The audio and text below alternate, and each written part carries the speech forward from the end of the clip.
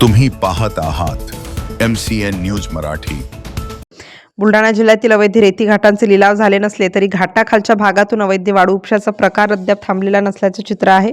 पूर्णा नदीपात्रातून उपसलेली वाळू टिप्परद्वारे शहरात आणली जात असून अशाच एका अवैध वाळू वाहतुकीच्या टिप्परवर बुलढाणा तहसीलदारांच्या पथकाने कारवाई केली आहे। मलकापूर रोडवर बुलढाणा तहसीलदार विठ्ठल कुमरे यांच्या पथकाने घाटाखालून येणारा वाळूचा टिप्पर अडवून तपासणी केली। तपासणी दरम्यान चालकाकडे वैध रॉयल्टीची चौकशी केली असता जुनी रॉयल्टी वापरून वाळूची वाहतूक केल्याचे आढळून आल्याने टिप्पर जप्त करण्यात आला असून टिप्पर मालकाविरुद्ध दंडात्मक कारवाई केली जाणार आहे।